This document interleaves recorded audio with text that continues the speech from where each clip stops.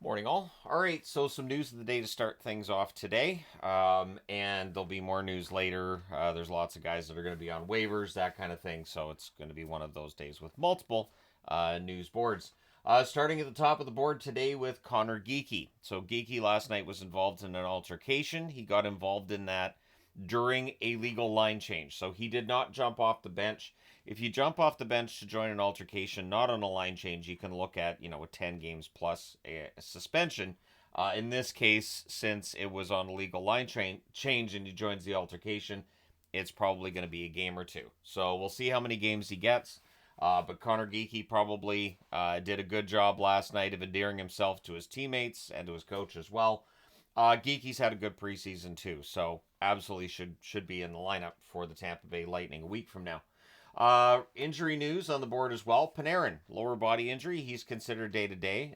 This has been going on, it feels like, for a week. So once you're up to a week, is it really day to day? But either way, he's seen as day to day.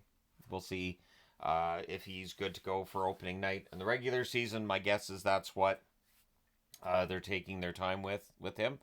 You just treat the guys with kid gloves a little bit during the preseason, get them to the regular season, and see how things are. Ruedel is skating in a non-contact jersey at practice, so he's back at practice. But the non-contact jersey means he's likely at least a week away. We'll see what his role is with the Rangers once that time has passed. This is an interesting story involving Robin Lehner. So Robin Lehner, there's been, I don't want to call it gossip, but it kind of feels that way. So he's just, I'll put it this way, he's had some issues recently. We know this. We know he hasn't been on NHL ice in quite some time now. The NHL and the NHLPA have reached an agreement that Lehner will get paid his contract this year, and it will not count against the cap for Las Vegas. I know people see the Vegas logo and think, well, they're just doing this for Vegas. He was going to go on LTIR anyway, so they're just saying that he's going to get his pay, and hopefully for Lehner things turn around and get a lot better. So all the best to Robin Lehner. We know he's had mental health issues in the past, and clearly he is dealing with some things right now. So all the best to him. And I'm glad that I believe it's just a 5 million a year on that contract. So he should get the 5 million, which hey, $5 million. So all the best to him, but yeah, this isn't being done. I've already seen the comments of it's just being done because it's Vegas. No, I think there's more to it than that. So all the best to him. So Patrick Laine, letting people know that the whole situation with Pare maybe not as ugly as some people made it out to be. First off, Pare did text Laine to apologize to him immediately after the game, which is a nice gesture. Laine also says that he put himself in that position. So I've seen people saying that Patrick Laine, well, he left himself exposed there. What was he thinking he was doing there? Laine's agreeing with you. If you feel that way, Laine is 100% agreeing with you. And he says it was an unfortunate collision. So he's taken all of the heat out of that for Pare. Because I've seen the comments of, well, this is going to spill over into the next game. It generally doesn't. There are instances where things will bleed over from one game to the next, but usually hockey players, they want to go out and win the game. The coaches want to go out and win the game.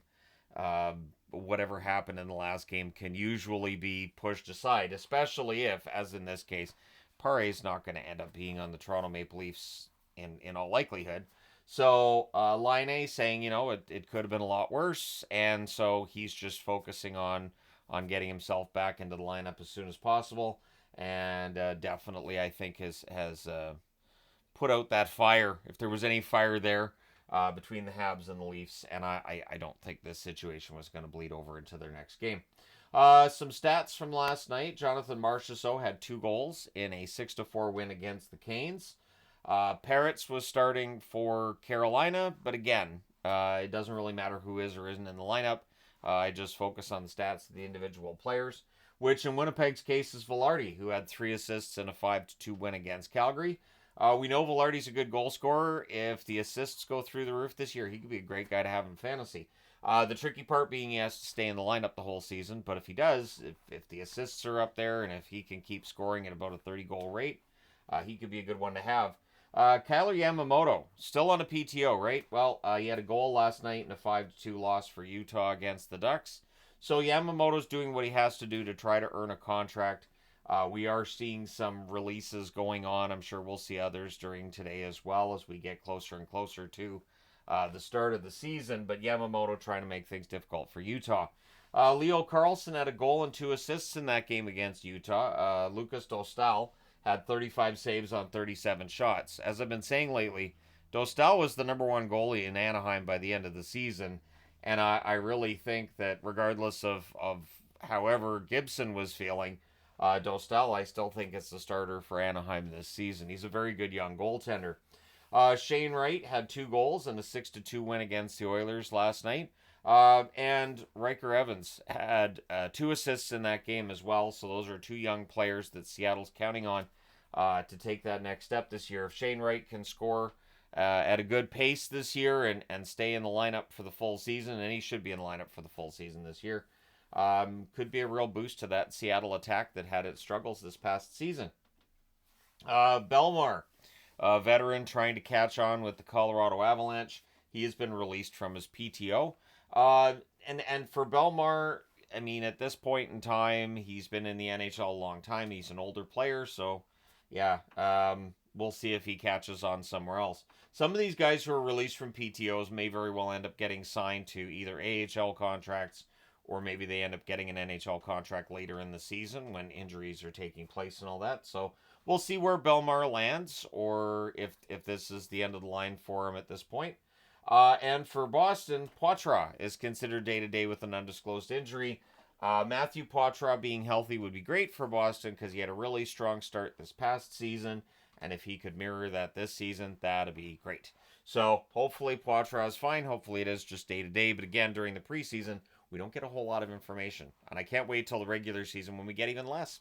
So there you go. Let me know your thoughts in the comment section below. As always, don't forget to hit like and subscribe if you haven't done so already. Thank you guys so much for all your support. I will talk to you again soon.